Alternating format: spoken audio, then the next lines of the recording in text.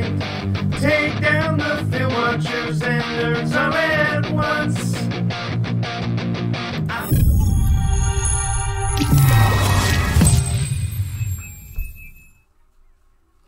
Okay, so we're continuing to look at prospects that no one's talked about yet.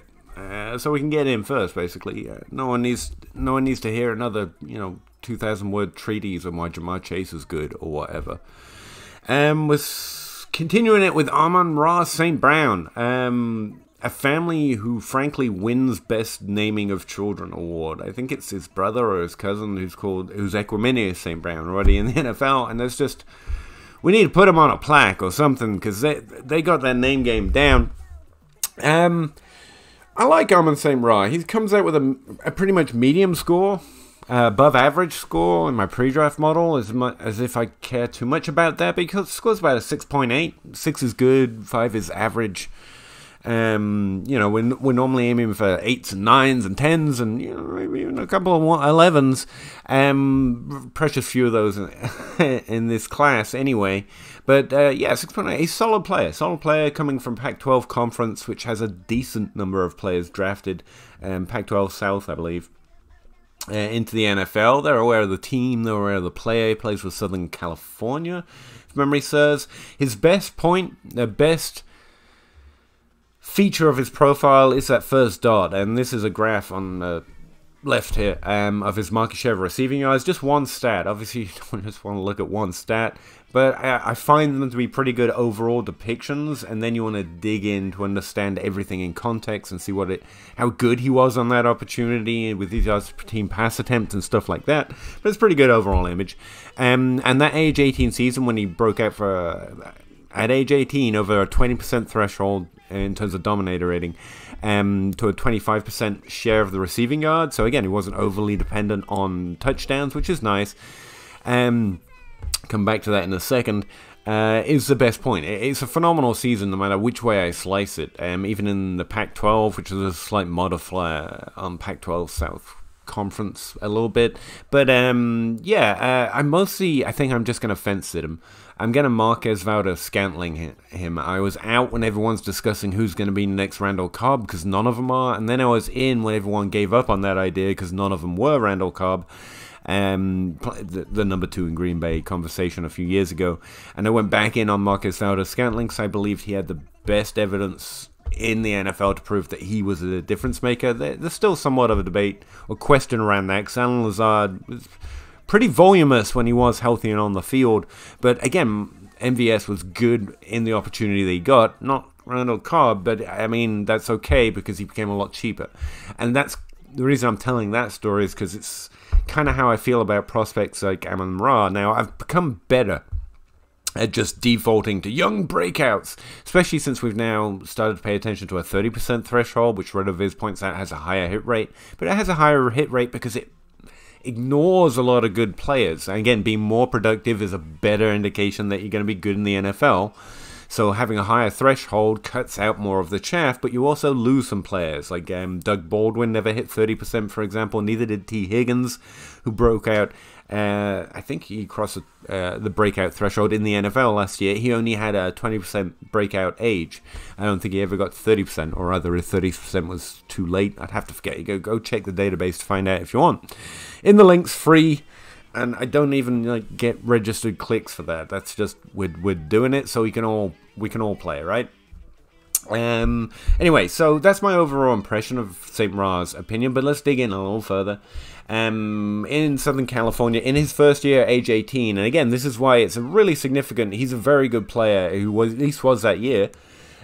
He was playing in his first year, age 18. Michael Pittman was on the team that year, and he was 20 years old, and also a guy called Tyler Vaughns. Apparently, he was also significantly older than Amon-Ra St. Brown. So again, he's competing against two guys, and that's number 1, number 2, number 3, based on PPR points scored that year. Amon-Ra was number 2 in PPR points for his college team that year, and Michael Pittman was number 3, so below St. Brown. Sorry, I got a buzz. At age 20, when Amon-Ra is playing at age 18, And it's just like, get out of the way here, guy who's more physically developed and experienced and knows more about the offense than me. I might take that. That's my job. And he did. And also he played the number 2 to Tyler Vaughns, again, on the team longer, more physically developed, but not by much. Frankly, Vaughns wasn't that much higher than him in terms of dominator rating or market share receiving yards. And that's just all-round impressive. Notice how everyone who wants to adjust for teammates doesn't do it for players they don't want to get on their horse about. Like, that's a significant and good indication that a good player can produce over the significantly over the thresholds with other players taking up significant room on the depth chart. And Michael Pittman, while Vaughns hasn't done much, Michael Pittman has gone to the NFL with decent draft capital, and don't tell Zach Reed I said so, because he's a big Michael Pittman fan, and I think he had a pretty good, it was okay profile as well. Go back to last year to see what I thought about him. But it had no standout. Now, Amon-Ra St Brown at least has its standout at an early age, which is impressive, but in the same way I was just explaining to someone on Twitter, just because you have an age 18 breakout, that isn't all of it. Like, if someone's explaining it to you that way, tell them from me they should not explain it, because they haven't quite got to grips with a fundamental understanding of why being a young producer is good. That's a really positive point on Amon-Ra St Brown, but he wasn't the one, and while he's over the threshold, like, that's doing it once isn't the thing, especially when you've got a class of players who are all over the thresholds at certain points that have got ranked above him right now. Like, he's not the only one who showed up early, and it being at age 18 is good, but he wasn't playing at the one, so let's consider the conference and the team as if that's typical.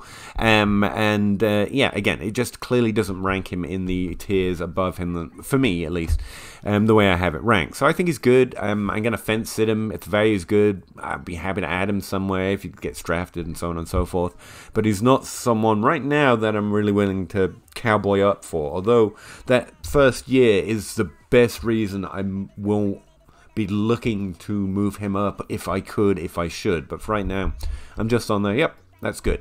And again, him being on or above this average line is good. It means you are better than most players in college in all situations, but it doesn't adjust for your individual situation. And this is comparing him to the good players in the NFL. All those blue dots behind him, those are the good players, not some good players, not a good player. Those are the most dominant, and you see plenty of blue dots under his numbers, right? And those are good players. So again, there's a fallacy in looking at the average, but it's a good overall depiction of how his college profile ranks, at least in my models and across most of his statistics. Yeah, he was good.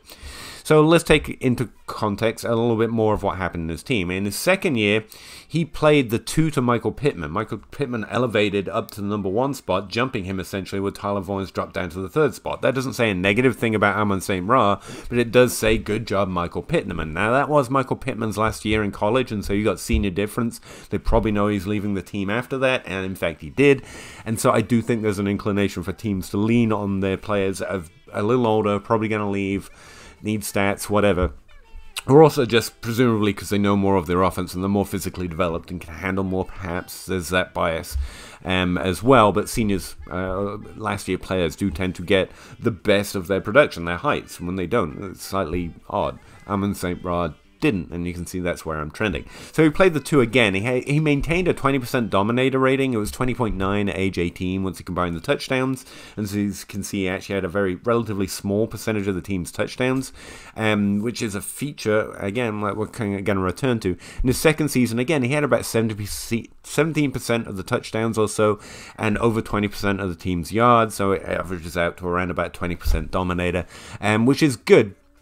But as you can see, just in the receiving yards, it brings them just onto the trend line. Again, it's not bad to be over or under or exactly on. It's just showing you relatively how it measures up to good players, and it's fine. That's better than most players will do at that age in college, and this is specifically an age-adjusted way of looking at it.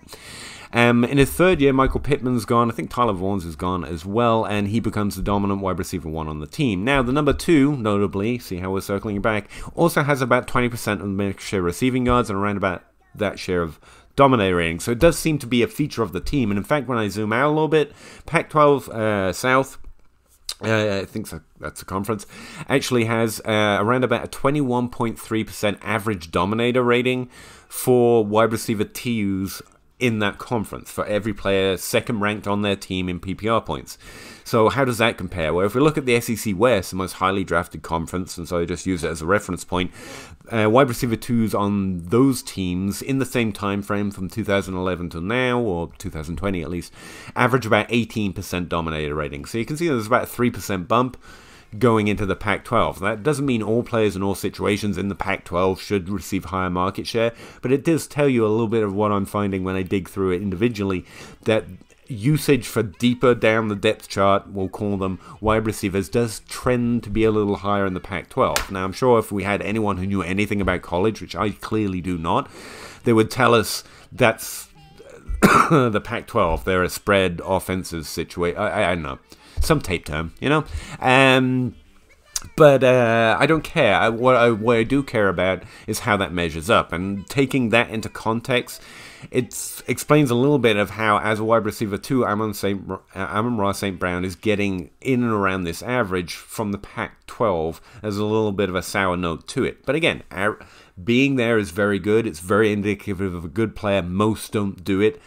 That's why the trend line exists, and so I'm not trying to take away from it. It's just the Pac-12 conference kind of adds a little bit of a to the whole nature of it. And in fact, if you look at his yards per team pass attempts, how good he was on that opportunity he was earning, he's pretty much on the average, adjusted by conference, for his position rank on the team every year. It's like literally 0.1 in his first, best, last, and average. Like all through his years, any way you want to measure it, he was what a Pac-12 player is if they're very good in the Pac-12. Now, typically, we're looking for unicorns. We want players who do something like Jamar Chase does something like Rashad Bateman does, or even, if we want to go to some player from the same conference, Laviska Shenault. He once had a 3.4 yards per team pass attempt in the same conference, which is, what was it? It was like 1.2 yards per team pass attempt above the conference average for where he was playing on the depth chart. Now, Laviska, one of the notes I had on him is that he was using the rushing game, which is a positive, but also explains why you might be getting slightly more yards than your conference average. And so I had some questions about Laviska. I'm not trying to come in on that or re-evaluate a player who I was good on. I sat him, much like I feel like I'm going to do Amon-Ra, but there was some context to his higher production. And overall, I find myself similarly inclined towards Amon-Ra. I don't think he was bad. I think he was very good. I think he's better than most players.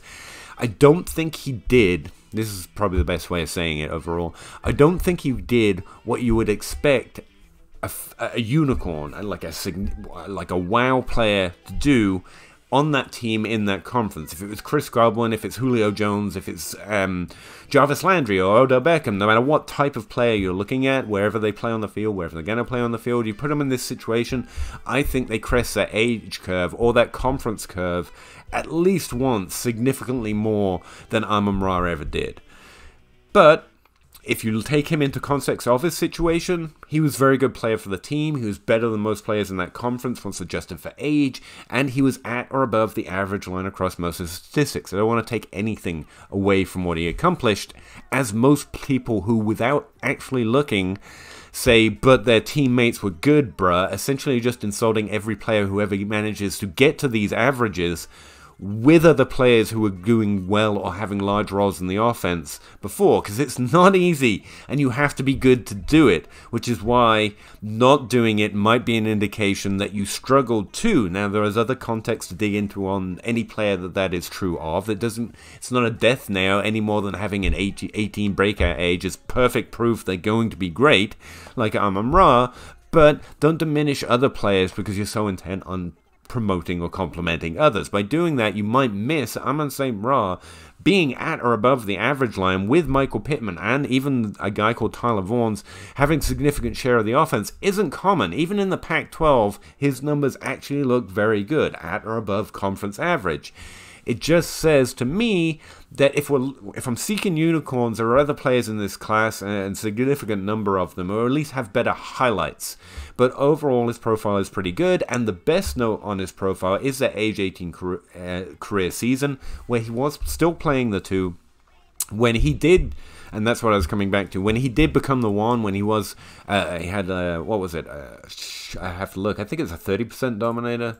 I think he did get to that threshold, but it was age 20. So yeah, that's what happened. In his third year, age 20, he had a 30% dominator rating. So finally gets a breakout age at that new higher threshold RotoViz likes to pump because it's a better hit rate group. And a 20 breakout age in that threshold is again kind of, yeah, it's okay. It's nice. It's not exceptional. It's not good. It's not a lower hit rate group or anything. It's just not the hey, look at that, eye-opening kind of a thing. We should dig in here. And that's, again, kind of proliferates Amon-Ra's profile here. And again, that's not to diminish him. In terms of college, this is an amazing player. It's just we're looking for unicorns and unicorns and unicorns, and a unicorn's best friend that hides behind leprechauns. So you got to find all those things before you finally get to him when you're looking for a player who can actually break out in the NFL for fantasy football, as if that's what they even care about. They shouldn't, and they don't, and that's fine.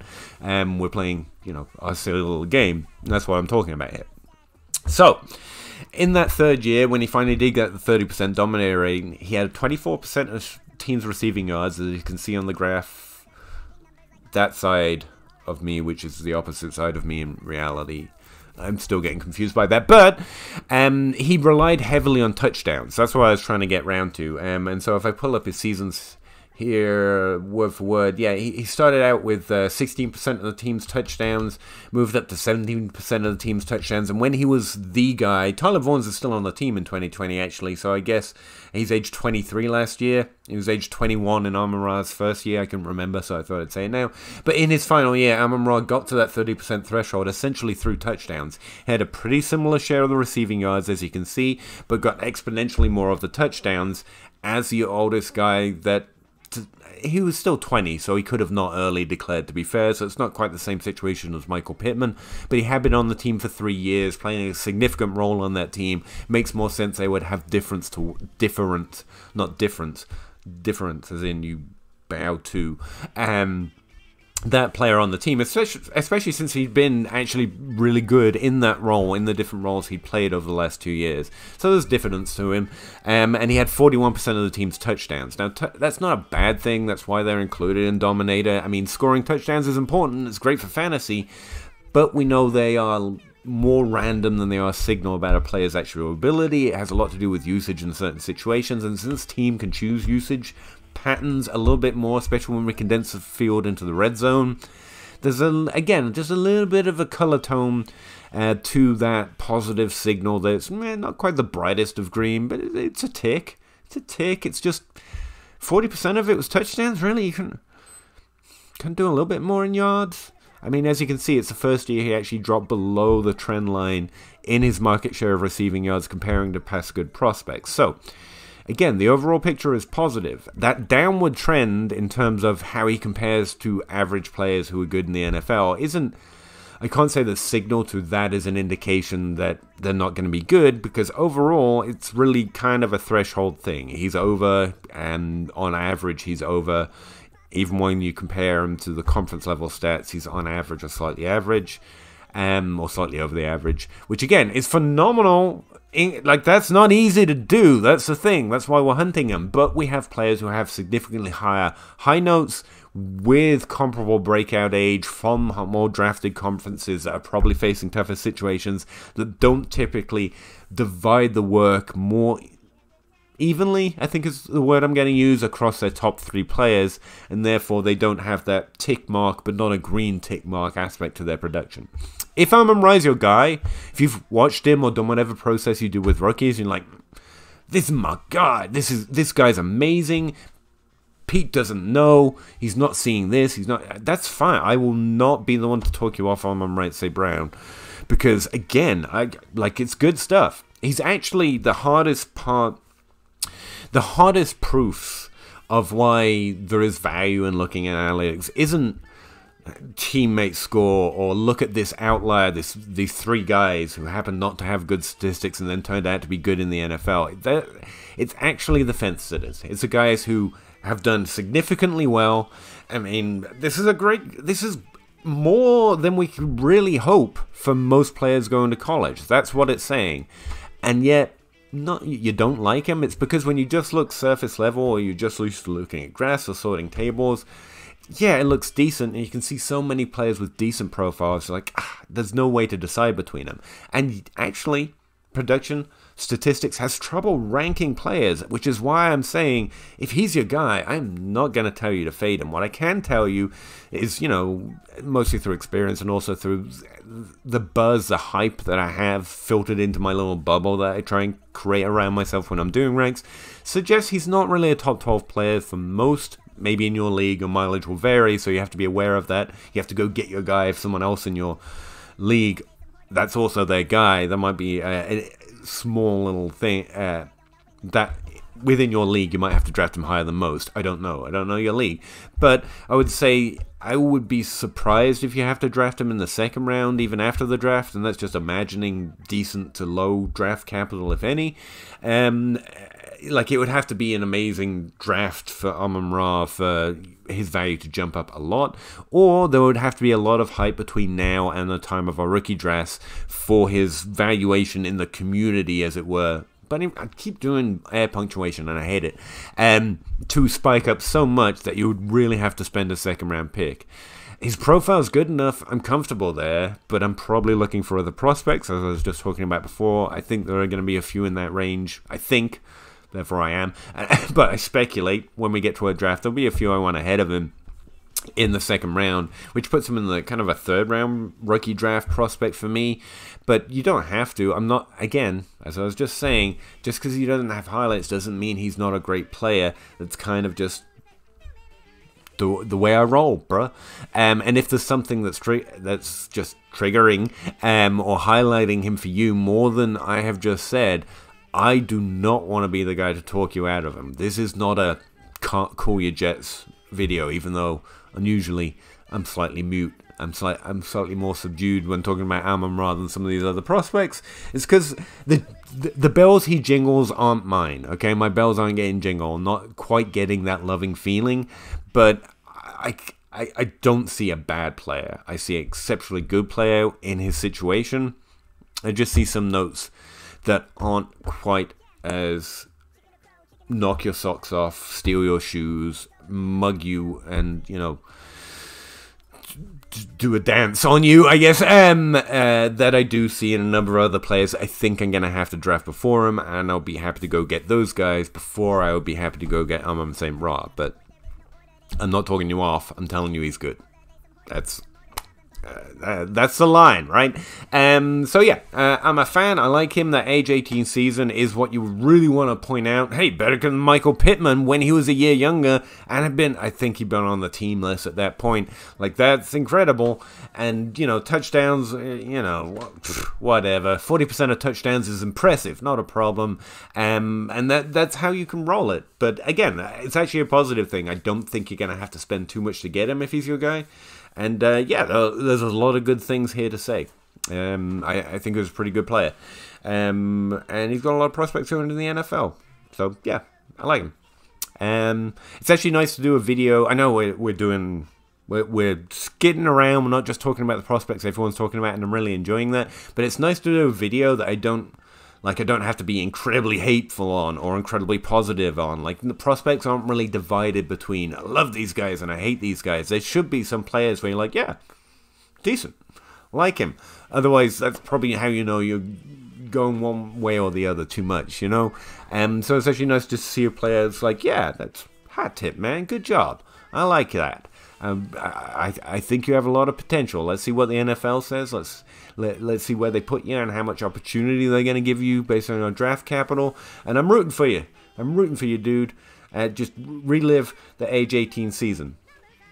But that's what it is, isn't it? The promise of the age 18 season really didn't get borne out. He got beaten out by Michael Pittman. And yeah, senior difference plays a role in that. But from my understanding of reading college statistics, and yours can vary, and please let me know. Comments, Twitter, DMs, whatever you want to say, if I'm missing something. Like, other players doing better than you isn't proof that you're better. And I hear too much of that logic. Like, Justin Jefferson was on the team, so the players below him could still be good. Yeah, but they're not as good as Justin Jefferson, is literally what you just said. And I want Justin Jefferson, you know? And Justin Jefferson and Jamar Chase were on the same team at the same time, and both were really impressive in their statistics in the years that they were on that team. So was Odell Beckham and Jarvis Landry. Like, typically, good players help each other, and they just squish the opportunity for guys who might be good or decent, and that's even accepting that the great players are always the ones that become great, and that's not even true either, because life is life, and sometimes you get low draft capital, and you're Tyler Johnson, and just there's no way out, or you're Justin Watson, and you get continually pushed behind better prospects or similar prospects with more value, and then they put Antonio Brown on the team, and look, it's not gonna happen. And I'll never know if it's because Justin Watson or Tyler Johnson aren't great. I still think they're great. I still got a lot of hope for Tyler Johnson. He's at least got some draft capital. Maybe Antonio Brown will decide he's proved it enough. Or they'll trade Mike Evans. I don't know, but I still have some hope. But Amon-Ra is kind of one of those players before he even goes to the NFL, I believe.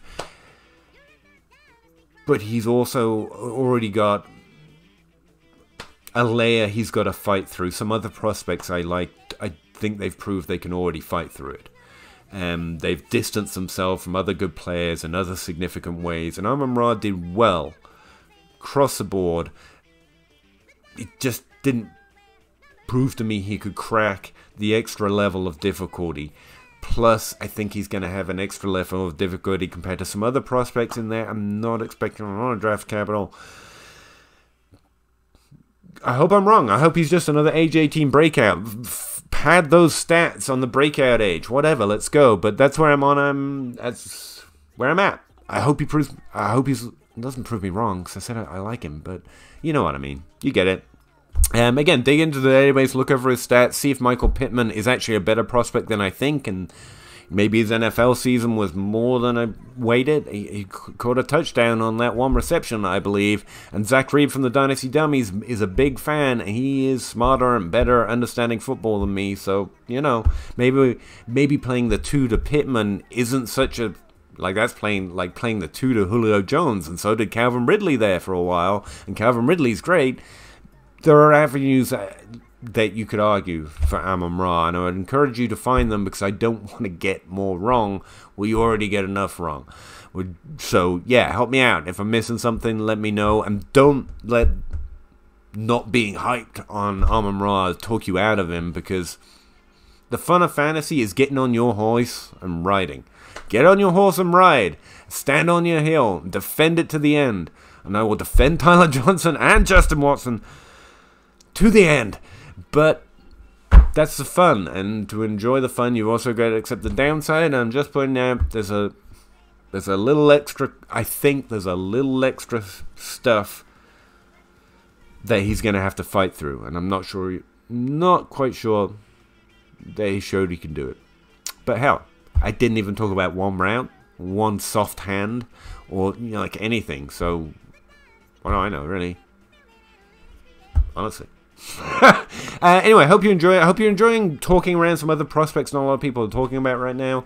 And yeah, let me know what you think, or if there's anyone else you think I should dig into next. I'm thinking, you'll find out. Anyway, talk to you next time. Hope you're happy, healthy, and safe. Damn it, I've nearly got this outro thing down. I feel like I'm so close, and then I miss it. Anyway, keep grinding. Sounds too trite, but there you go. Keep grinding, and I'll talk to you again next time. Appreciate it. Bye. Do you have the time?